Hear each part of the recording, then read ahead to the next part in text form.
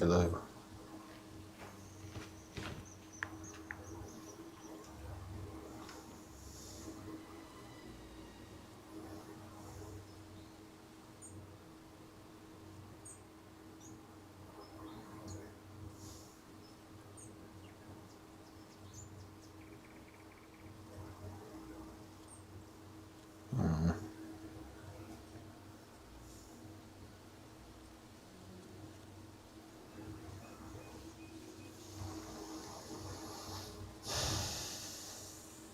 It's not working.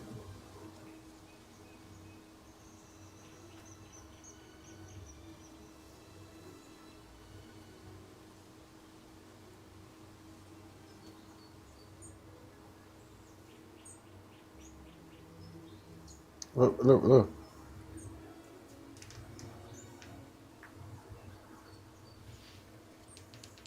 Hello, hello, hello.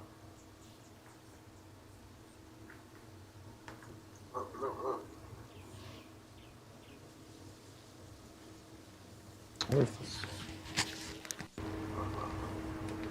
Testing 1, 2, 3. Testing 1, 2, 3.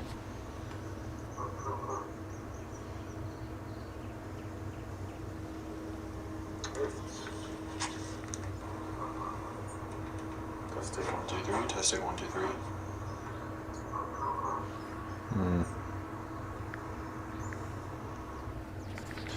Need that.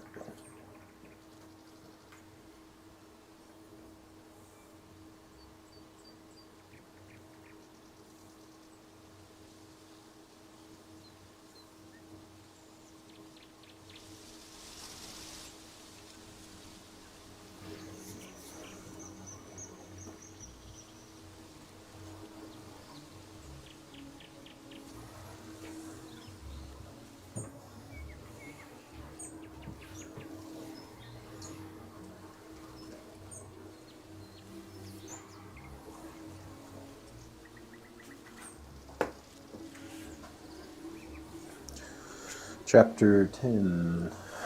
Wealth. There's no country in which so absolute a homage is paid to wealth. In America, there is a touch of shame when a man exhibits the evidences of large property, as if, after all, it needed apology.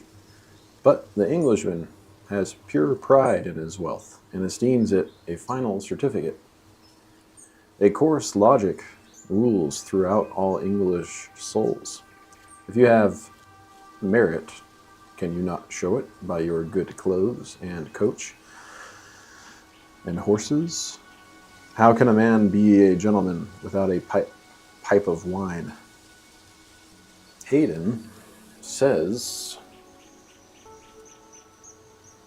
there's a fierce resolution to make every man live according to the means he possesses. There is a mixture of religion with it, in it. They are under the Jewish law and read with sonorous emphasis that their days shall be long in the land. They shall have sons and daughters, flocks and herds, wine and oil. An exact proportion is the reproach of poverty. They do not wish to be represented except by opulent men. An Englishman who has lost his fortune is said to have died of a broken heart. The last term of insult is a beggar, Nelson said. The want of fortune is a crime which I can never get over, Sidney Smith said. Poverty is infamous in England. And one of their recent writers speaks in reference to a private and scholastic life of the grave moral deterioration which follows an empty exchequer. You shall find exchequer. You shall find this sentiment, if not so frankly put, yet deeply implied in the novels and romances of the present century, and not only in these, but in biography and in the votes of public assemblies, in the tone of the preaching, and in the table talk. It was lately I was lately turning over Wood's Athena Oxonices,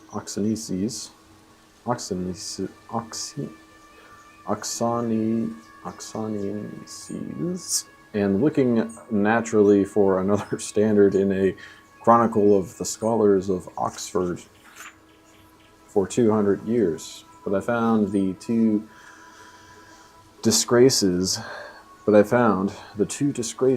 that, as in most English books, are first, disloyalty to church and state, and second, to be born poor, or to come to poverty. A natural fruit of England is the brutal political economy. Malthus finds no cover laid at nature's table for the laborer's son. In 1809, the majority in Parliament expressed itself by the language of Mr. Fuller in the House of Commons. If you do not like the country, damn you, you can leave it. When Sir S.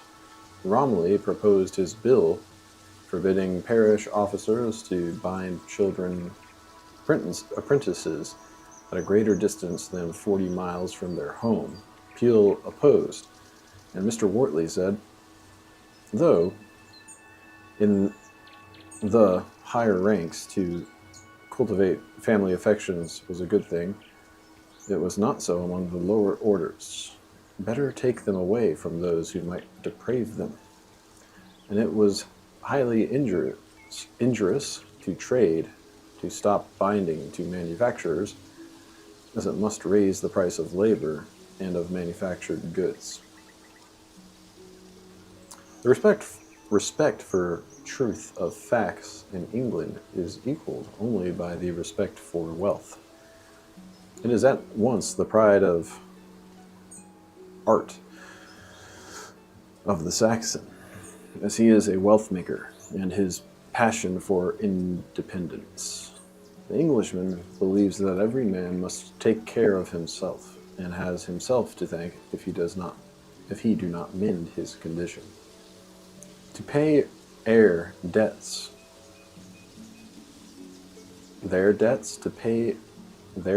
is their national point of honor. From the Exchequer and the East India House to the huckster's shop, everything prospers because it is solvent. The British armies are solvent and pay for what they take. The British Empire is solvent, for in spite of the huge national debt, the valuation mounts. During the war from 1789 to 1815, whilst they complained that they were taxed within an inch of their lives, and by dint of enormous taxes were subsidizing all the continent against France, the English were growing rich every year faster than any people ever grew before. It is their maxim that the weight of taxes must be calculated not by what is taken, but by what is left. Solvency is in the ideas and mechanism of an Englishman. The Crystal Palace is not considered honest until it pays, no matter how much convenience, beauty, or éclat it must be self-supporting. They are contented with slower steamers as long as they know that swifter boats lose money. They proceed logically by the double method of labor and thrift. Every household exhibits an exact economy, and nothing of that uncalculated, headlong expenditure which families use in America. If they cannot pay, they do not buy, for they have no presumption of better fortunes next year, as our people have. And they say without shame, I cannot afford it. Gentlemen do not hesitate to ride in the second-class cars, or in the second cabin. An economist, or a man who can proportion his means and his ambition, or bring the year round with expenditure which expresses his character without embarrassing one day of his future, is already a master of life and a freeman. Lord Burleigh writes to his son that one ought never to devote more than 2/3 of his income to the ordinary expenses of life, since the extraordinary will be certain to absorb the other third. The ambition to create value evokes every kind of ability. Government becomes a manufacturing corporation, and every house a mill. The headlong bias to utility will let no talent lie in a napkin. If possible, will teach spiders to weave silk stockings.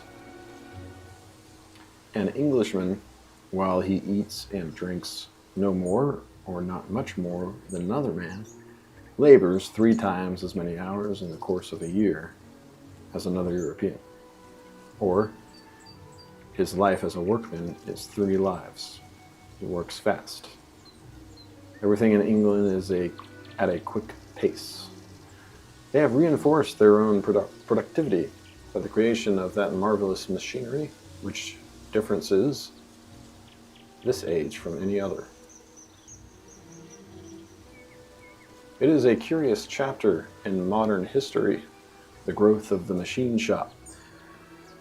600 years ago, Roger Bacon explained the precession of the equinoxes, the consequent necessity of the reform of the calendar, measured the length of the year, invented gunpowder, and announced, as if looking from his lofty cell over 5 centuries into ours, that machines can be constructed to drive ships more rapidly than a whole galley of rowers could do, nor would they need anything but a pilot to steer them. Carriages also might be constructed to move with an incredible speed without the aid of any animal. Finally, it would not be impossible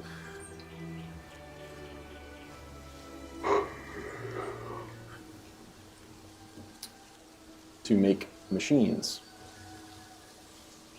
which by means of a suit of wings should fly in the air in the manner of birds. But the secret slept with Bacon. The 600 years have not yet fulfilled his words. 2 centuries ago, the sawing of timber was done by hand.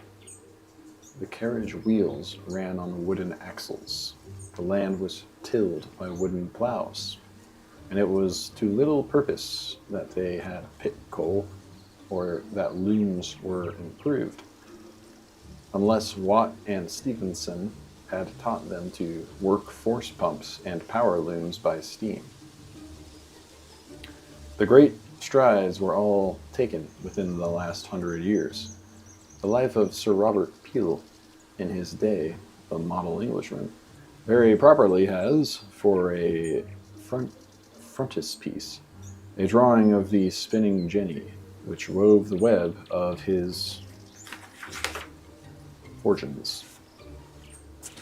Hargreaves invented the spinning jenny and died in a workhouse. Arkwright improved the invention, and the machine dispensed with the work of 99 men. That is, one spinner could do as much work as 100 had done before. The loom was improved further.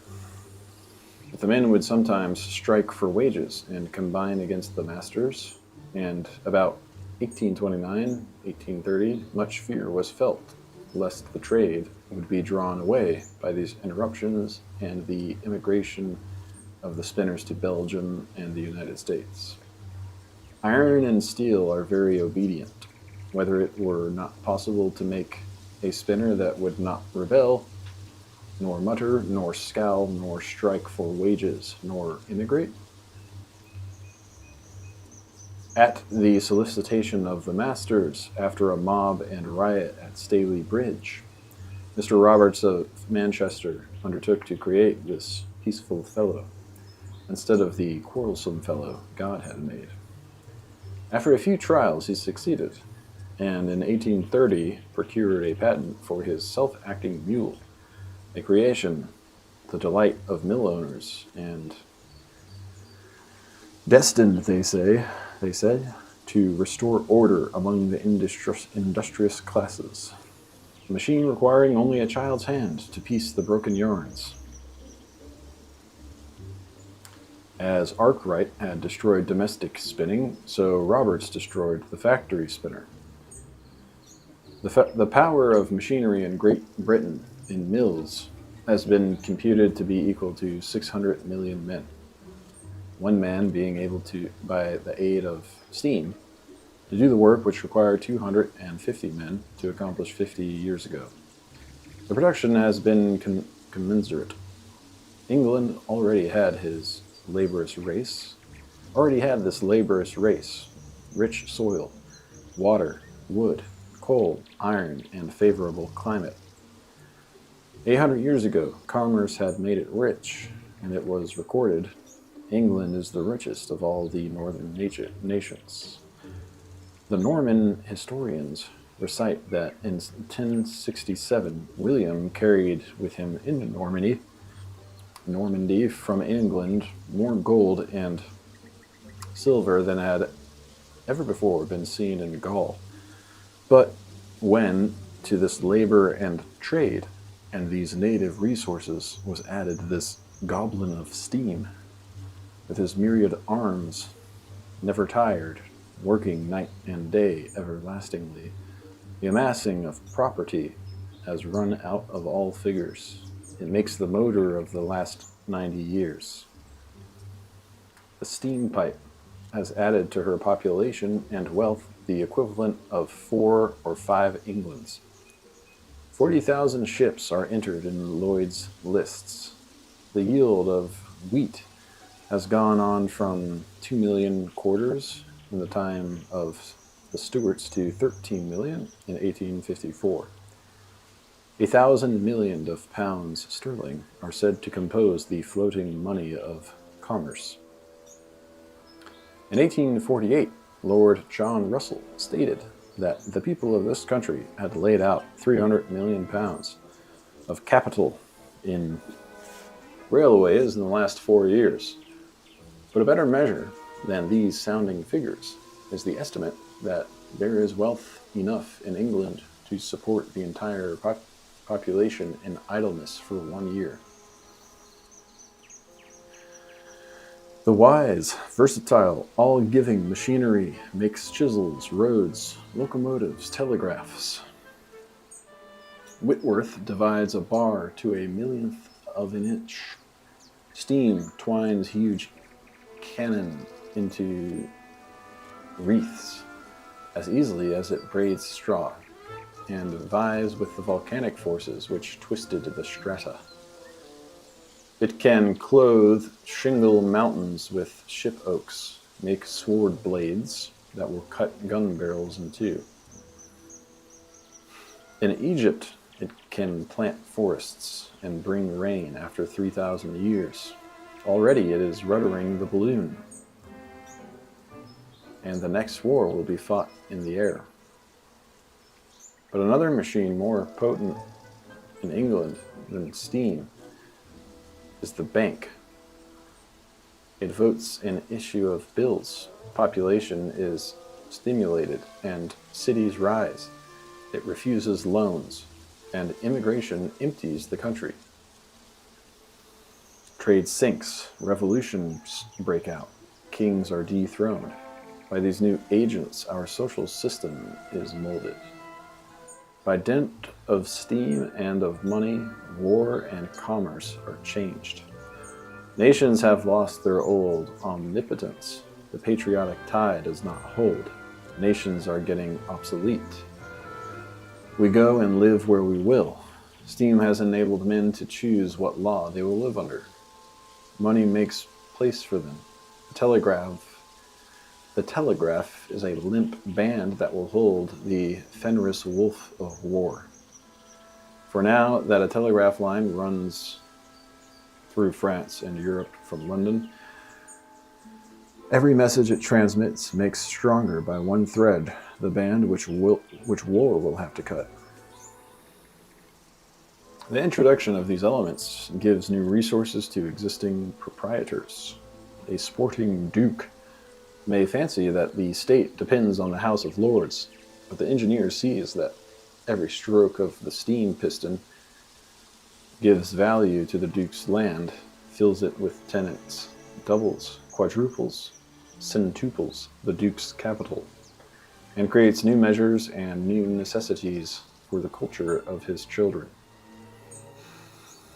Of course, it draws the nobility into the competition as stockholders in the mine, the canal, the railway, and the application of steam to agriculture, and sometimes into trade.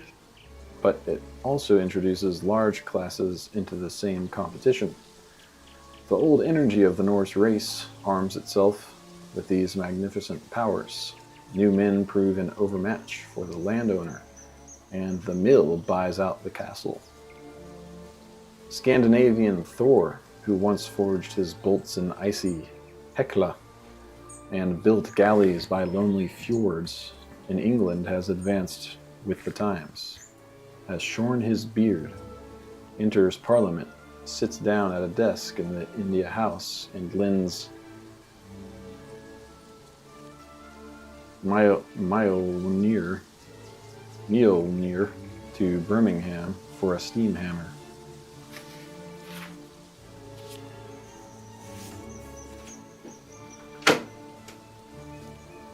The creation of wealth in England in the last 90 years is a main fact in modern history.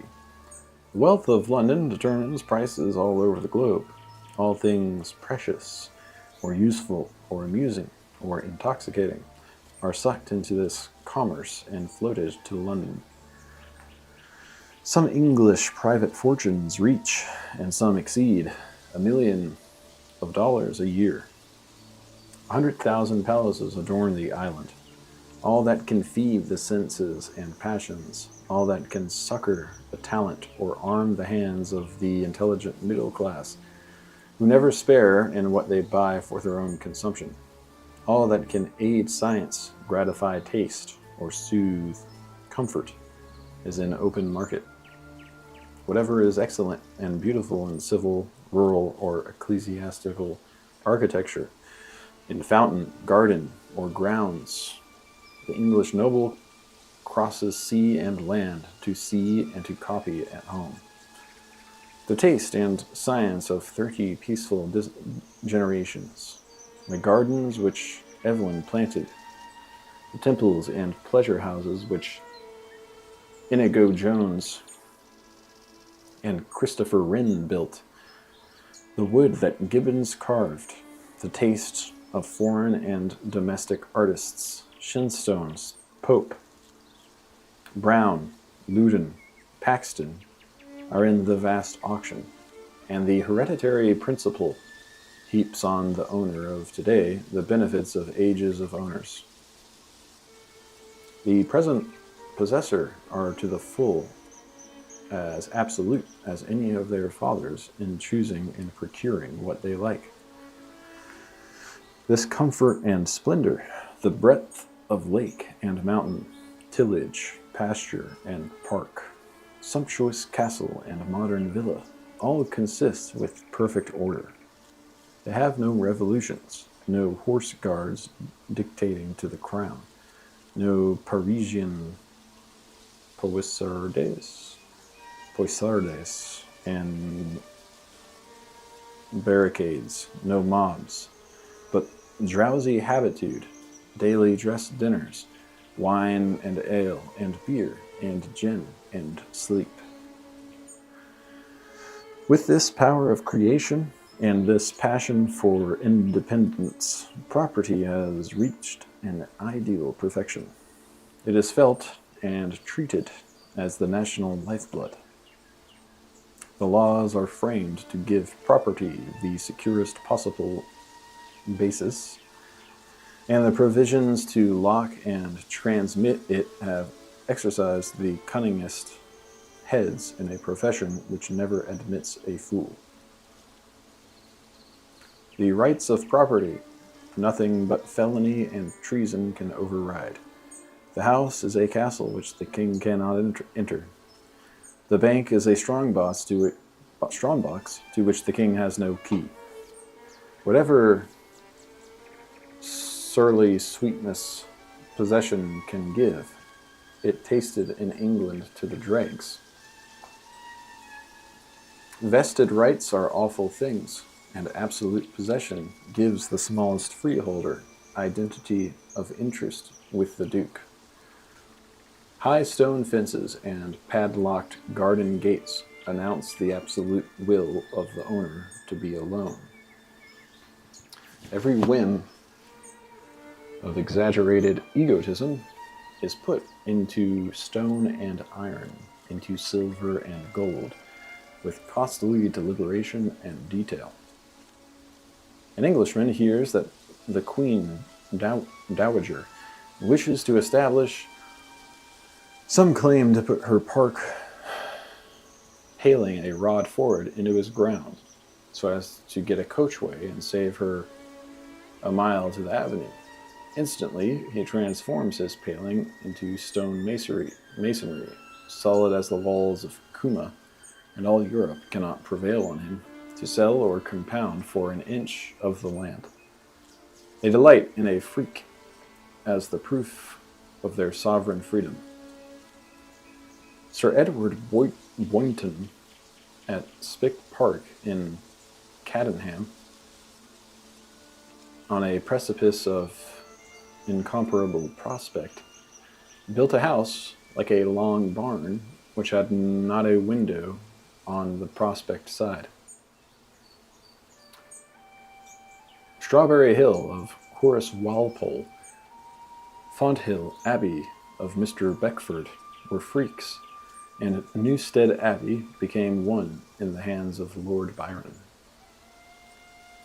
But the proudest result of this creation has been the great and refined forces it has put at the disposal of the private citizen. In the social world, an Englishman today has the best lot.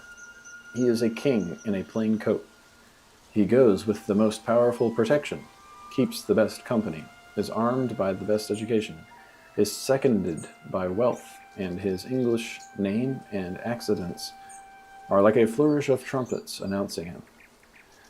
This, with his quiet style of manners, gives him the power of a sovereign without the inconveniences which belong to that rank. I much prefer the condition of an English gentleman of the better class to that of any potentate in Europe, whether for travel, or for opportunity of society, or for access to means of science or study, or for mere comfort and easy, healthy relation to people at home. Such as we have seen is the wealth of England, a mighty mass, and made good in whatever detail we care to explore. The cause and spring of it is the wealth of temperament in the people. The wonder of Britain is this plenteous nature. Her worthies are ever surrounded by as good men as themselves, each in a captain 100 strong. Each is a captain 100 strong, and that wealth of men is represented again in the faculty of each individual, that he has waste, strength, power to spare. The English are so rich and seem to have established a taproot in the bowels of the planet because they are continually fertile and creative. But a man must keep an eye on his servants if he would not have them rule him. Man is a shrewd inventor and is ever taking the hint of a new machine from his own structure, adapting some secret of his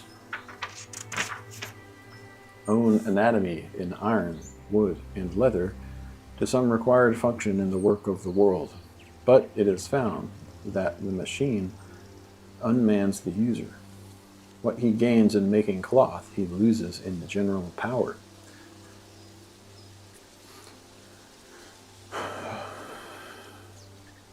There should be temperance in making cloth. as well as in eating. A man should not be a silkworm, nor a nation a tent of caterpillars. The robust rural Saxon degenerates in the mills to the Leicester stocking, or to the imbecile Manchester spinner, far on the way to be spiders and needles.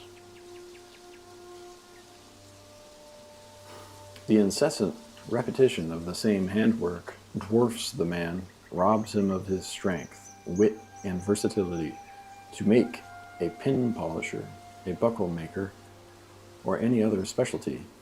And presently, in a change of industry, whole towns are sacrificed like anthills when the fashion of shoestrings supersedes buckles, when cotton takes the place of linen, or railways of turnpikes, or when commons are enclosed by landlords. Then society is admonished of the mischief of the division of labor, and that the best political economy is care and culture of men. For in these crises, all are ruined except such as are proper individuals, capable of thought and of new choice, and the application of their talent to new labor. Then again, come in new calamities. England is aghast at the disclosure of her fraud in the adulteration of food, of drugs, and of almost every fabric in her mills and shops. Finding that milk will not nourish, nor sugar sweeten, nor bread satisfy, nor pepper bite the tongue, nor glue stick. In true England all is false and forged. This too is the reaction of machinery, but of the larger machinery of commerce. It is not, I suppose, want of probity so much as the tyranny of trade, which necessitates a perpetual competition of underselling, and that again a perpetual deterioration of the fabric. The machinery has proved, like the balloon, unmanageable, and flies away with the aeronaut. Steam from the first hissed and screamed to warn him. It was dreadful with its explosion, and crushed the engineer. The machinist has wrought and watched. Engineers and firemen without number have been sacrificed in learning to tame and guide the monster. But harder still it has proved to resist and rule the dragon, money, with his paper wings. Chancellors and boards of trade, Pitt, Peel, and Robinson, and their parliaments, and their whole generation adopted false principles, and went to their graves in the belief that they were enriching the country which they were impoverishing. They congratulated each other on ruinous expedients. It is rare to find a merchant who knows why a crisis occurs in trade, why prices rise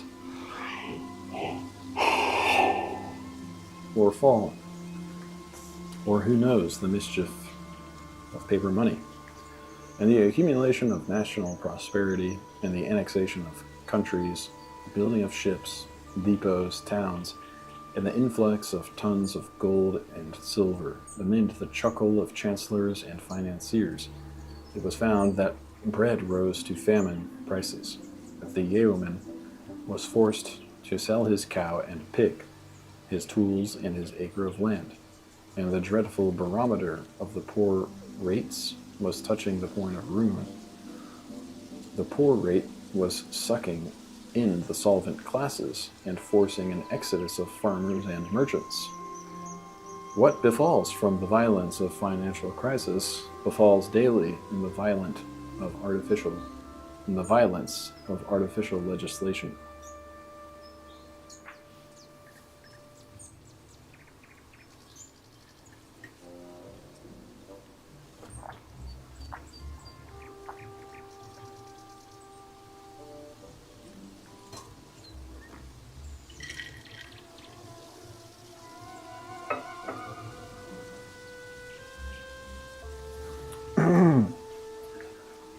Such a wealth has England earned, ever new, bounteous and augmenting.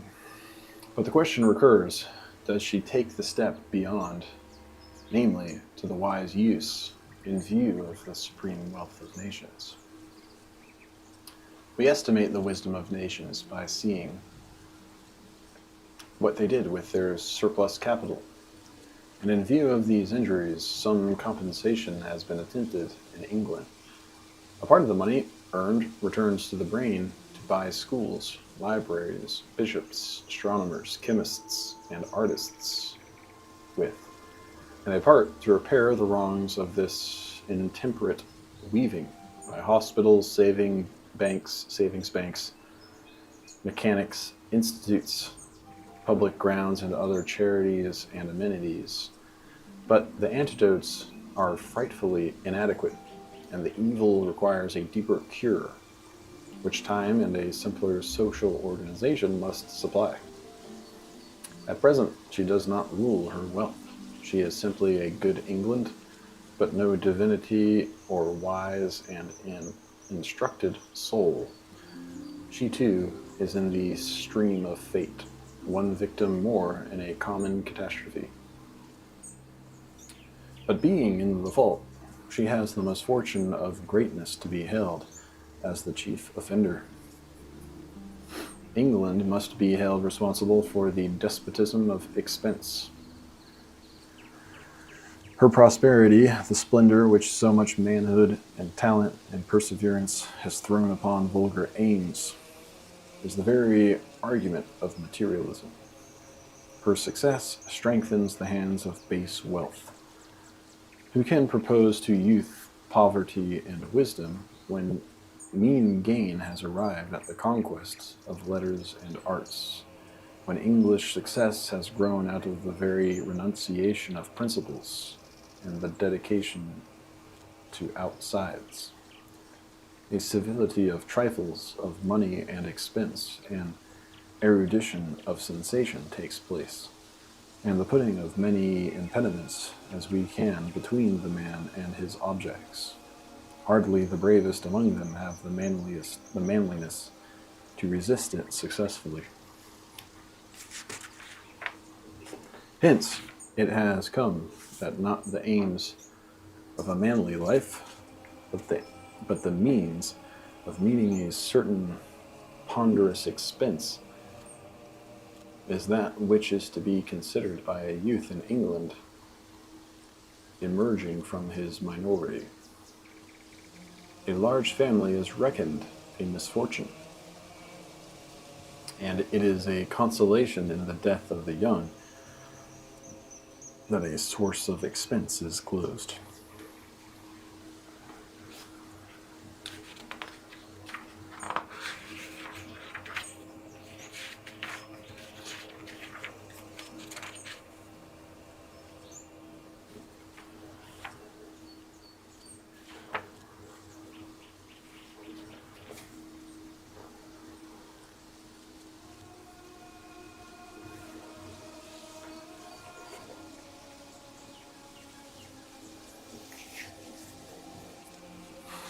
Chapter 11.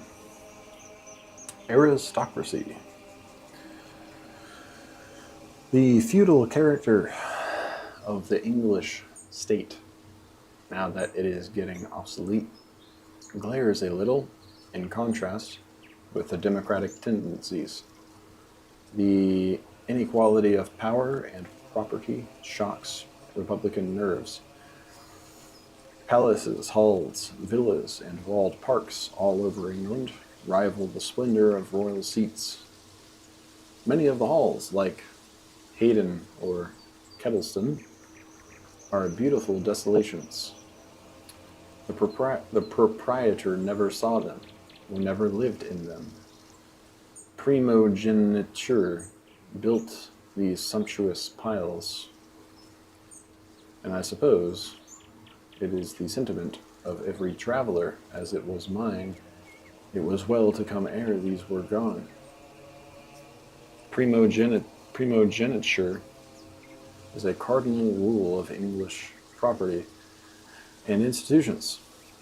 Laws, customs, manners, the very persons and faces affirm it. The frame of society is aristocratic. The taste of the people is loyal. The estates, names, and manners of the nobles flatter the fancy of the people and consolate the necessary support. In spite of broken faith, stolen charters, and the devastation of society by the profligacy of the court, we take sides as we read for the loyal England and King Charles's return to his right with his cavaliers, knowing what a heartless trifler he is, and what a crew of God-forsaken robbers they are.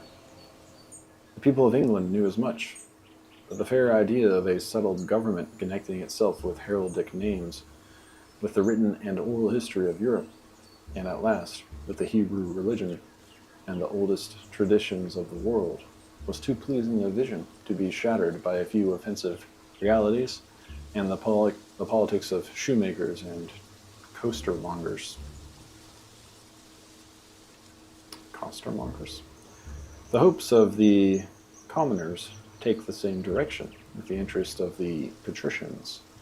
Every man who becomes rich buys land and does what he can to fortify the nobility into which he hopes to rise. The Anglican clergy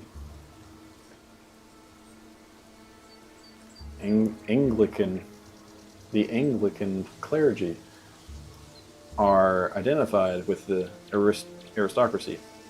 Time and law have made the joining and molding perfect in every part.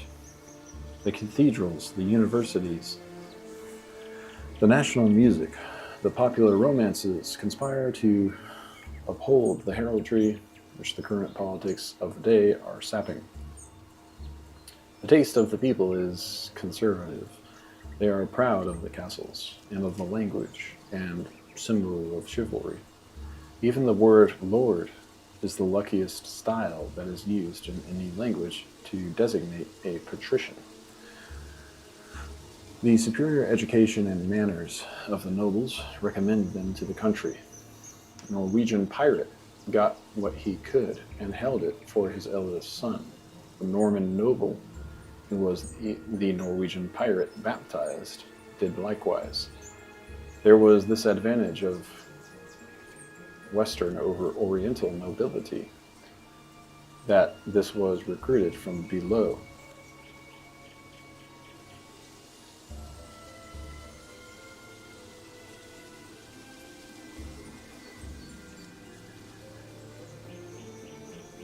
English history is aristocracy, with the doors open. Who has courage and faculty, let him come in. Of course, the terms of admission to this club are hard and high. The selfishness of the nobles comes in aid of the interest of the nation to require signal merit. Piracy and war gave place to trade, politics, and letters. The warlord to the law lord to the merchant and the mill owner. But the privilege was kept, whilst the means of obtaining it were changed. The foundations of these families lie deep in Norwegian exploits by sea and Saxon sturdiness on land. All nobility in its beginnings was somebody's natural superiority. The things these English have done were not done without peril of life, nor without wisdom and conduct. And the first hands, it may be presumed, were often challenged to show their right to their honors, or yield them to better men. He that will be a head, let him be a bridge, said the Welsh chief Benegridin, when he carried all his men over the river on his back. He shall have the book, said the mother of Alfred, who can read it.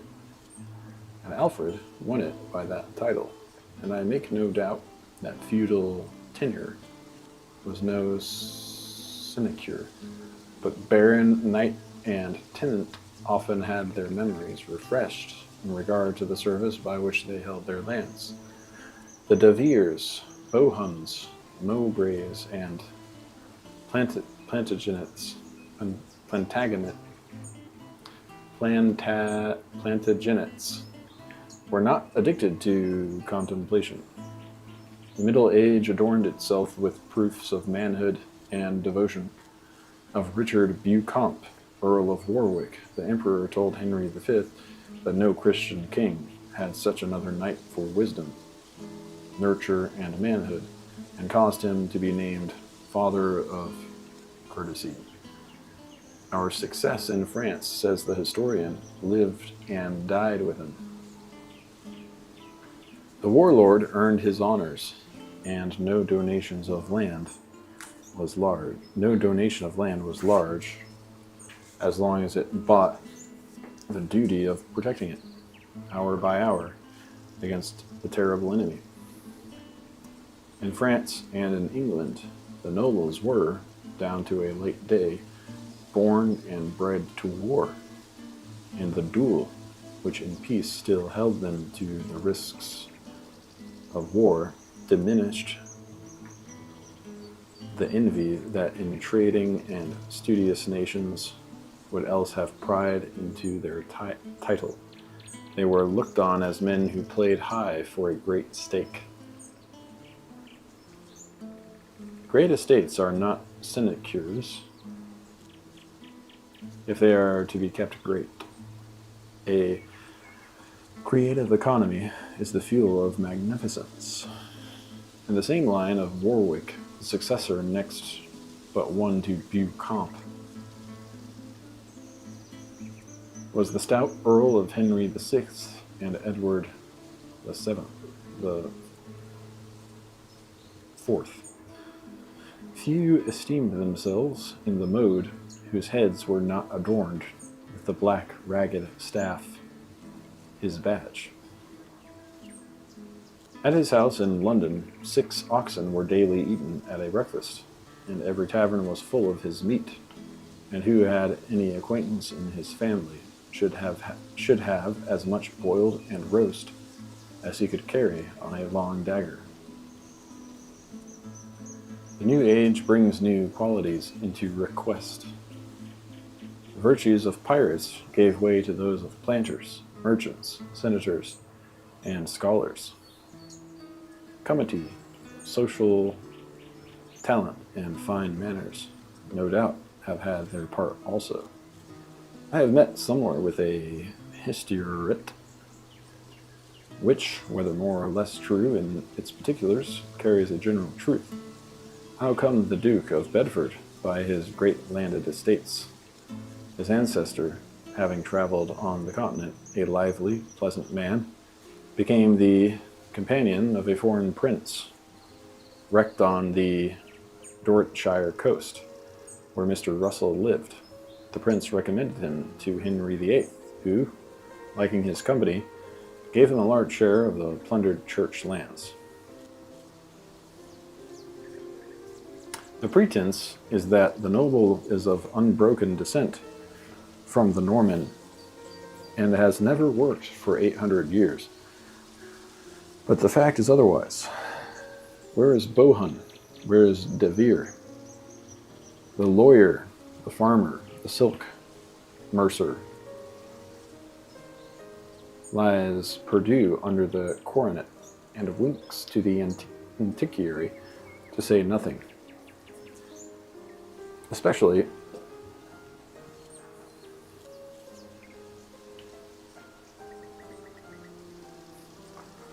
skillful lawyers, nobody's sons, who did some piece of work at a nice moment for government and were rewarded with ermine. The national tastes of the English do not lead them to the life of the courtier, but to secure the comfort and independence of their homes. The aristocracy are marked by their predilection for country life. They are called the county families. They have often no residence in London, and only go thither a short time during the season to see the opera. but they concentrate the love and labor of many generations on the building, planting, and decoration of their homesteads. Some of them are too old and too proud to wear titles, or as Sheridan said of Coke, disdain to hide their head in a coronet. And some curious examples are cited to show the stability of English families. Their proverb is that 50 miles from London, a family will last 100 years. At 100 miles, 200 years, and so on. But I doubt that steam, the enemy of time, as well as of space, will disturb these ancient rules. Sir Henry Wotton says of the first Duke of Buckingham, he was born at Brookby in Leicestershire, where his ancestors had chiefly continued about the space of 400 years, rather without obscurity than with any great luster. Wraxall says that in 1781 Lord Surrey, afterwards Duke of Norfolk, told him that when the year 1783 should arrive, he meant to give a grand festival to all the descendants of the body of Jockey of Norfolk, to mark the day when the dukedom should have remained 300 years in their house since its creation by Richard III. Pepys tells us, in writing of Earl Oxford in 1666, that the honor had now remained in that name and blood 600 years. This long descent of families and this cleaving through ages to the same spot of ground captivates the imagination.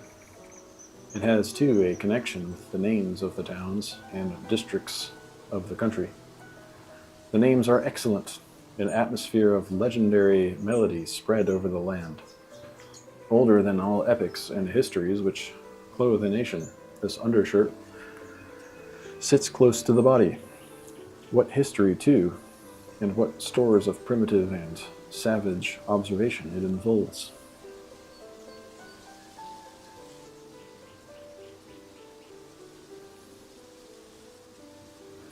Cambridge is the bridge of the Cam. Sheffield is the field of the river Shef. Leicester, the castra or camp of the Lear, or Lair, now Soar. Rochdale of the Roch. Exeter of Exeter, the castra of the Exmouth, Dartmouth, Sidmouth, Tynemouth, the mouths of the Exe, Dart, Sid, and Tyne rivers. Waltham is Strong Town. Radcliffe is Redcliffe, and so on. This is a sincerity and use in naming very striking to an American, whose country is whitewashed all over by unmeaning names. The cast-off clothes of the country from which its immigrants came, or named at a pinch from a psalm tune. But the English are those barbarians of Jamblichus who, quote, are stable in their manners and firmly continue to employ the same words which also are dear to the gods. It is an old sneer that the Irish peerage drew their names from playbooks. The English lords do not call their lands after their own names, but call themselves after their lands, as if the man represented the country that bred him. And they rightly wear the token of the glebe that gave them birth, suggesting that the tie is not cut, but that there in London, the crags of Argyll, the Kale of Cornwall, the downs of Devon, the iron of Wales, the days of Stratford are neither forgetting nor forgotten. But know the man who was born by them, and who, like the long line of his fathers, has carried that crag, that shore, dale, fen, or woodland in his blood and manners. It has, too, the advantage of suggesting responsibleness. A susceptible man could not wear a name which represented in a strict sense a city or a country of England without hearing in it a challenge to duty and honor. The predilection of the patricians for residence in the country, combined with the degree of liberty possessed by the peasant, makes the safety of the English hall. Mirabeau wrote prophetically from England in 1784, "If revolution break out in France, I tremble for the aristocracy. Their chateau will be reduced to ashes, and their blood will be spilt in torrents. The English tenant would defend his lord to the last extremity. The English go to their estates for grandeur. The French live at court, and exile themselves to their estates for economy, as they do not mean to live with their tenants. They do not conciliate them, but wring from them the last sous." Evelyn writes from Blois in 1644, "The wolves are here in such numbers that they often come and take children out of the streets. Yet will not the Duke, who is sovereign here, permit them to be destroyed? Yet will not the Duke, who is sovereign here, permit them to be destroyed." In evidence of the wealth amassed by ancient families, the traveler is shown the palaces in Piccadilly, Burlington House, Devonshire House, Lansdowne House in Berkshire Square, and lower down in the city, a few noble houses which still withstand in all their amplitude the encroachment of streets. The Duke of Bedford included a mile square in the heart of London, where the British Museum, once Montague House, now stands, and the land occupied by Woburn Square, Bedford Square, Russell Square, the Marquis of Westminster, built within a few years the series of squares called Belgravia, Stafford House, Belgravia, period. Stafford House is the noblest palace in London. Northumberland House holds its place by Charing Cross. Chesterfield House remains in Audley Street. Sion House and Holland House are in the suburbs, but most of the historical houses are masked or lost, and the modern uses to which trade or charity has converted them. A multitude of town palaces contain inestimable galleries of art.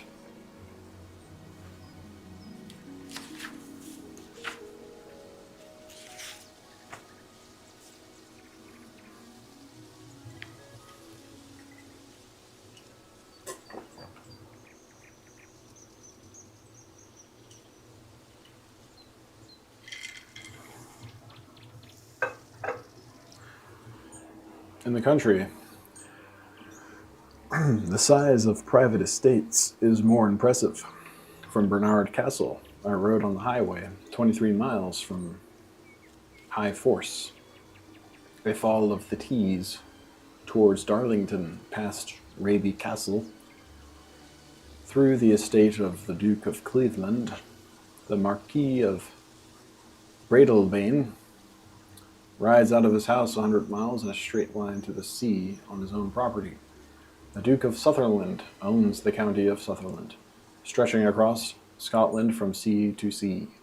The Duke of Devonshire, besides his other estates, owns 96,000 acres in the county of Derby. The Duke of Richmond has 40,000 acres at Goodwood and 300,000 at Gordon Castle. The Duke of Norfolk's Park in Sussex is 15 miles in circuit. An agriculturalist bought lately the island of Lewis in Hebrides, containing 500,000 acres. The possession of the Earl of Lonsdale gave him 8 seats in Parliament. This is the Heptarchy again, and before the reform of 1832, 154 persons sent 307 members to Parliament.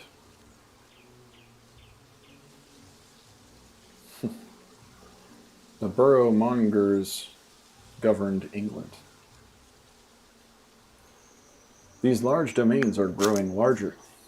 The great estates absorbing the small freeholds. In 1786, the soil of England was owned by 250,000 corporations and proprietors, and in 1822 by 32,000. These broad estates find room in this narrow island. All over England, scattered at short intervals among shipyards, mills, mines, and forges, are the paradises of the nobles, where the livelong repose and refinement are heightened by the contrast with the roar of industry and necessity out of which you have stepped aside. I was surprised to observe the very small attendance usually in the House of Lords. Out of 573 peers on ordinary days, only 20 or 30. Where are they? I asked. At home on their estates, devoured by ennui, or in the Alps, or up the Rhine in the Harz Mountains, or in Egypt, or in India on the Ghauts?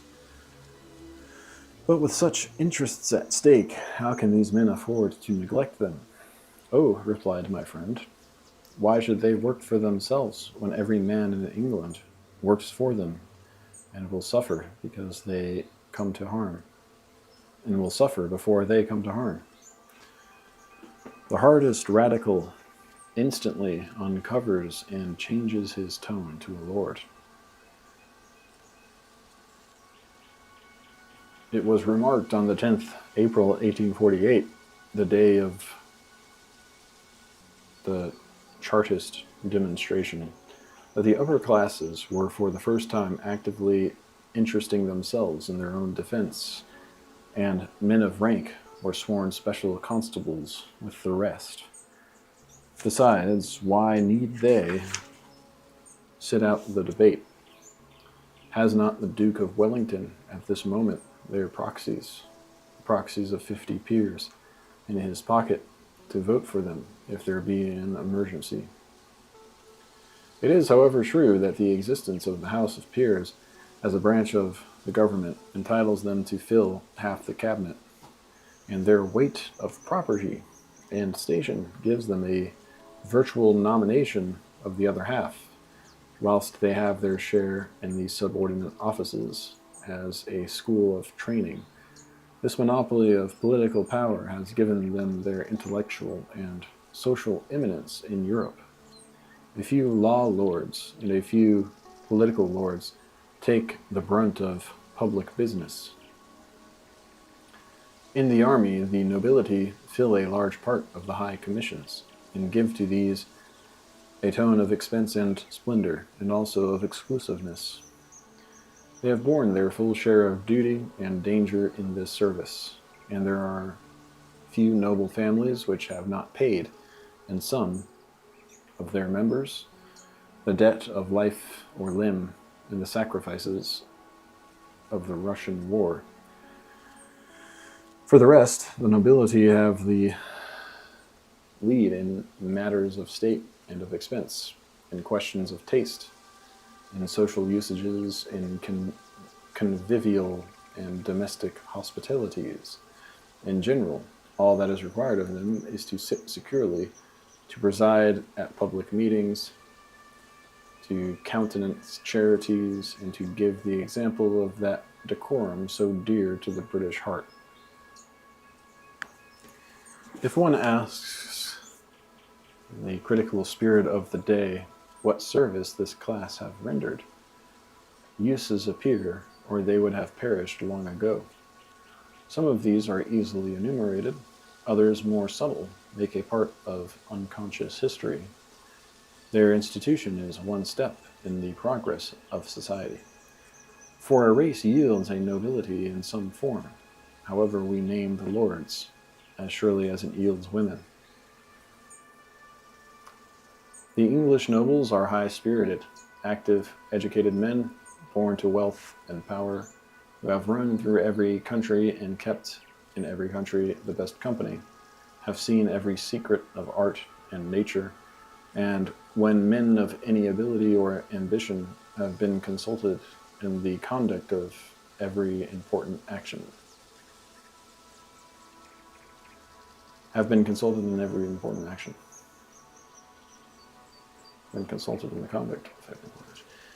You cannot wield great agencies without lending yourself to them, and when it happens that the spirit of the Earl meets his rank and duties, we have the best examples of behavior. Power of any kind readily appears in the manners, and beneficent power, le talent de bien faire, gives a majesty which cannot be concealed or resisted. These people seem to gain as much as they lose by their position.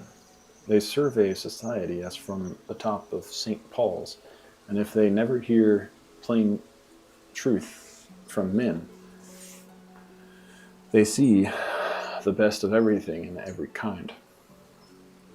And they see things so grouped and amassed as to infer easily the sum and genius instead of tedious particularities. Their good behavior deserves all its fame, and they have that simplicity and that air of repose which are the finest ornaments of greatness. The upper classes have only birth, say the people here, and not thoughts. Yes, but they have manners, and it is wonderful how much talent runs into manners nowhere, and never so much as in England. They have the sense of superiority, the absence of all the ambitious effort which disgusts in the aspiring classes, a pure tone of thought and feeling, and the power to command. Among their other luxuries, the presence of the most accomplished men in their festive meetings. Loyalty is in the English a sub-religion. They wear the laws as ornaments, and walk by their faith in their painted Mayfair as if among the forms of gods. The economist of 1855 who asks, "Of what use are the lords?" may learn of Franklin to ask, "Of what use is a baby?" They have been a social church, proper to inspire sentiments.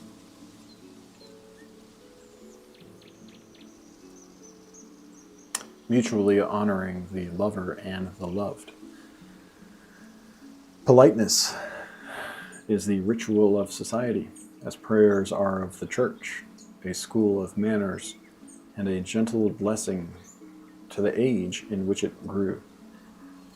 It is a romance adorning English life with a larger horizon, a midway heaven, fulfilling to their sense their fairy tales and poetry. This, just as far as the breeding of the nobleman really made him brave, handsome, accomplished, and great-hearted. On general grounds, whatever tends to form manners or to finish men has a great value. Every one who has tasted the delight of friendship will respect every social guard which our manners can establish, tending to secure from the intrusion of frivolous and distasteful people.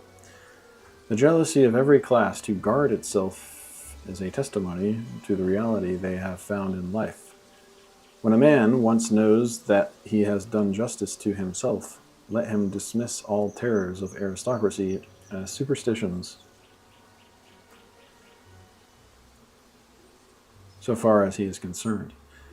He who keeps the door of a mine, whether of cobalt or mercury or nickel or plumbago, securely knows that the world cannot do without him. Everybody who is real is open and ready for that which is also real. Besides, these are they who make England that strong box and museum it is, who gather and protect works of art dragged from amidst burning cities and revolutionary countries, and brought hither out of all the world.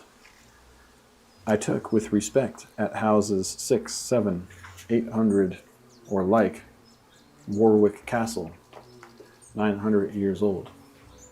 I pardoned High Park fences when I saw that besides does and pheasants, these have preserved Arundel marbles, Townley galleries, Howard and Spencerian libraries, Warwick and Portland vases, Saxon manuscripts, monastic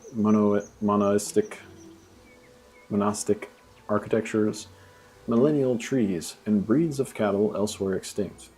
In these manner, after the frenzy of war and destruction subside a little, the antiquary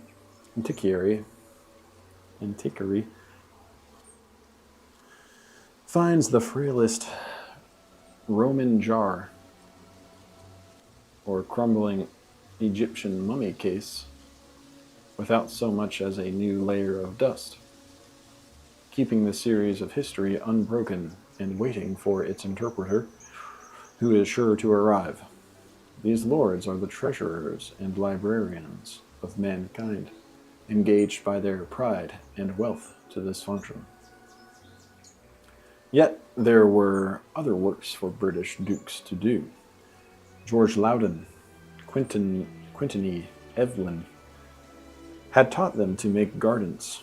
Arthur Young, Bakewell, and Mackay have made them agricultural. Scotland was a camp until the day of Culloden. Oh, man.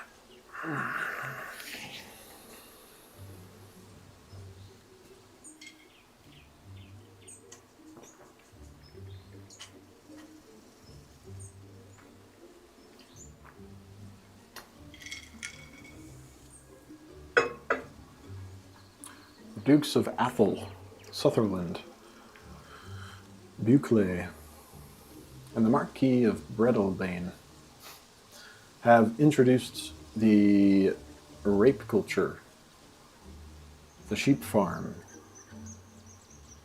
wheat, drainage, and plantation of forests, the artificial replenishment of lakes and ponds with fish, the renting of game preserves, against the cry of the old tenantry and the sympathetic cry of the English press. They have rooted out and planted anew, and now 6 million of people live and live better on the same land that fed 3 millions. The English barons in every period have been grave and great after the estimate and opinion of their times. The grand old halls, scattered up and down in England, are dumb vouchers to the state and broad hospitality of their ancient lords. Shakespeare's portraits of good Duke Humphrey, of Warwick, of Northumberland, of Talbot, were drawn in strict consonance with the traditions. A sketch of the Earl of Shrewsbury, from the pen of Queen Elizabeth's Archbishop Parker, Lord Herbert of Cherbury's autobiography, the letters and essays of Sir Philip Sidney, the anecdotes preserved by the antiquaries Fuller and Collins, some glimpses at the interiors of noble houses, which we owe to Pepys and Evelyn, the details which Ben Jonson's Masquesse performed at Kenilworth, Althrope, Belvoir, and other noble houses, record or suggest, down to Aubrey's passages of the life of Hobbes in the house of the Earl of Devon, the favorable pictures of a romantic style of manners. Penhurst still shines for us, and its Christmas revels, where logs not burn but men. At Wilton House, the Arcadia was written amidst conversations with Fulk Greville, Lord Brooke, a man of no vulgar mind, as his own poems declare him. I must hold Ludlow Castle an honest house, for which Milton's Comus was written, and the company nobly bred which performed it with knowledge and sympathy. In the role of nobles are found poets, philosophers, chemists, astronomers, also men of solid virtues and lofty sentiments. Often they have been the friends and patrons of genius and learning, and especially of the fine arts, and at this moment almost every great house has its sumptuous picture gallery. Of course, there is another side to this gorgeous show. Every victory was the defeat of a party only less worthy. Castles are proud things, but it is safest to be outside them. War is a foul game, and yet war is not the worst part of aristocratic history. In later times, when the baron, educated only for war, with his brains paralyzed by his stomach, found himself idle at home, he grew fat and wanton, and a sorry brute. Gramont, Pepys, and Evelyn show the kennels to which the king and court went in quest of pleasure. Prostitutes taken from the theaters were made duchesses, their bastards dukes and earls. The young men sat uppermost, the old serious lords were out of favor. The discourse that the king's companions had with him was poor and frothy. No man who valued his head might do what these pot companions familiarly did with the king. In logical sequence of these dignified revels, Pepys can tell the beggarly shifts to which the king was reduced, who could not find paper at his council table, and, quote, no handkerchiefs in his wardrobe, quote, and but 3 bands to his neck, and the linen draper and the stationer were out of pocket and refusing to trust him, and the baker will not bring bread any longer, meaning the English Channel was swept, and London threatened by the Dutch fleet, manned too by English sailors, who, having been cheated of their pay for years by the king, enlisted with the enemy. The Selwyn correspondence in the reign of George III discloses a rottenness in the aristocracy which threatened to decompose the state.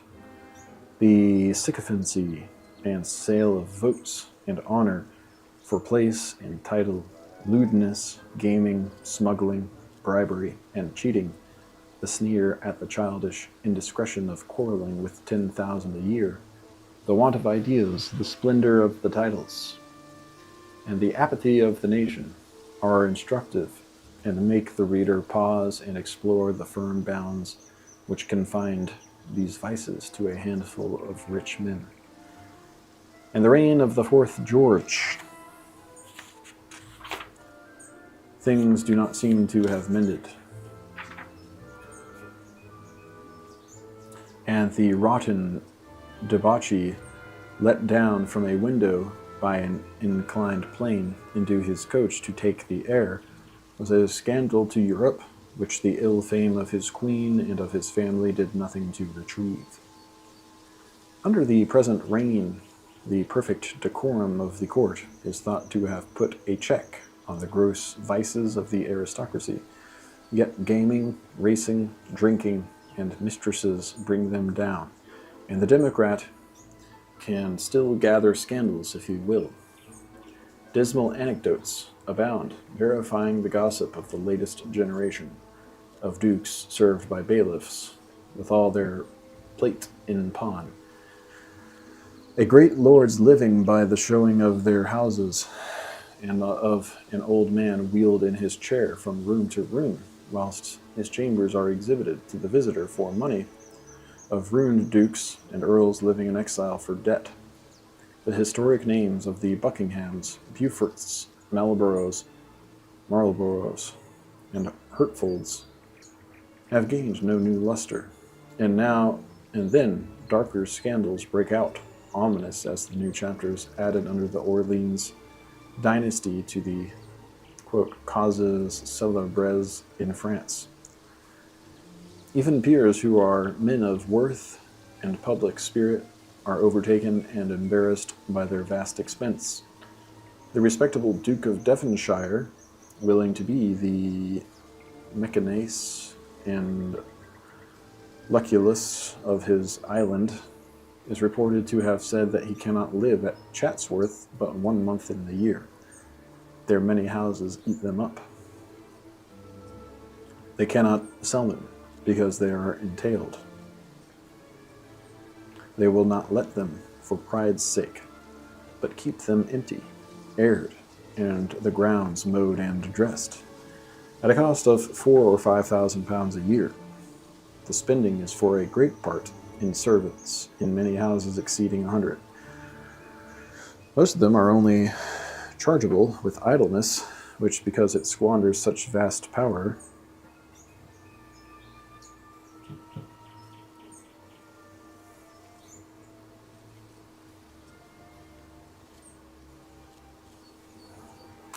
of benefit, has the mischief of crime. They might be little providences on earth, said my friend, and they are, for the most part, jockeys and fops, Campbell says. Acquaintance with the nobility I could never keep up. It requires a life of idleness, dressing, and attendance on their parties. I suppose, too, that a feeling of self-respect is driving cultivated men out of this society, as if the noble were slow to receive the lessons of the times, and had not learned to disguise his pride of place. A man of wit, who was also one of the celebrities of wealth and fashion, confessed to his friend that he could not enter their house without being made to feel that they were great lords, and he a low plebeian. With the tribe of artistes, including the musical tribe, the patrician morgue keeps no terms, but excludes them. When Julia Grisi and Mario sang at the house of the Duke of Wellington and other grandees, a cord was stretched between the singer and the company. When every noble was a soldier, they were carefully bred to great personal prowess. The education of a soldier is a simpler affair than that of an earl in the 19th century, and this was very seriously pursued. They were expert in every species of equitation, to the most dangerous practices, and this down to the accession of William of Orange. But graver men appeared to have trained their sons for civil affairs. Elizabeth extended her thought to the future, and Sir Philip Sidney, in his letter to his brother, and Milton and Evelyn, gave plain and hearty counsel. Already, too, the English noble and squire were preparing for the career of the country gentleman and his peaceable expense. They went from city to city, learning receipts to make perfumes, sweet powders, pomanders, antidotes, gathering seeds, gems, coins, and divers curiosities, preparing for a private life thereafter, when they should take pleasure in these recreations. All advantages given to absolve the young patrician from intellectual labor are, of course, mistaken. In the university, noblemen are exempted from the public exercises for the degree, etc., by which they attain a degree called honorary. At the same time, the fees they have to pay for matriculation and on all other occasions are much higher. Fuller records, quote, the observation of foreigners that Englishmen, by making their children gentlemen before they are men, cause they are so seldom wise men. The observation of foreigners that Englishmen, by making their children gentlemen before they are men, cause they are so seldom wise men. This cockering justifies Dr. Johnson's bitter apology for primogeniture, that, quote, it makes but one fool in a family. The revolution in society has reached this class. The great powers of industrial art have no exclusion of name or blood. The tools of our time, namely steam, ships, printing, money, and popular education, belong to those who can handle them. and their effect has been that advantages once confined to men of family are now open to the whole middle class. The road that grandeur levels for his coach, toil can travel in his cart. This is more manifest every day, but I think it is true throughout English history. English history, wisely read in the vindication of the brain of that people. Here at last were climate and condition friendly to the working faculty. Who now will work and dare shall rule? This is the charter, or the chartism, which fogs and seas and rains proclaimed, that intellect and personal force should make the law, that industry and administrative talent should administer, that work should wear the crown. I know that not this, but something else is pretended. The fiction with which the noble and the bystander equally please themselves is that the former is of unbroken descent from the Norman, and so has never worked for 800 years. All the families are new, but the name is old, and they have made a covenant with their memories not to disturb it. But the analysis of the peerage and gentry shows the rapid decay and extinction of old families, the continual recruiting of these from new blood. The doors, though ostentatiously guarded, are really open, and hence the power of the bribe. All the barriers to rank only whet the thirst and enhance the prize. Quote, now, said Nelson, when clearing for battle, a peerage or Westminster Abbey. I have no illusion left, said Sidney Smith, but the Archbishop of Canterbury. The lawyers, said Burke, are only birds of passage in this House of Commons, and then added with a new figure, they have their best bower anchor in the House of Lords. Their best bower anchor in the House of Lords. Another stride that has been taken appears in the perishing of heraldry. Whilst the privileges of nobility are passing to the middle class, the badge is discredited, and the titles of lordship are getting musty and cumbersome. I wonder that sensible men have not been already impatient of them. They belong, with wigs, powder, and scarlet coat, to an earlier age, and may be advantageously consigned, with paint and tattoo, to the dignitaries of Australia and Polynesia. A multitude of English, educated at the universities, bred into their society with manners, ability, and the gifts of fortune, and every day confronting the peers on a footing of equality, and outstripping them, as often, in the race of honor and influence. That cultivated class is large and ever enlarging. It is computed that with titles and without, there are 70,000 of these people coming and going in London, who make up what is called high society. They cannot shut their eyes to the fact that an untitled nobility possesses all the power without the inconveniences that belong to rank. And the rich Englishman goes over the world at the present day, drawing more than all the advantages which the strongest of his kings could command.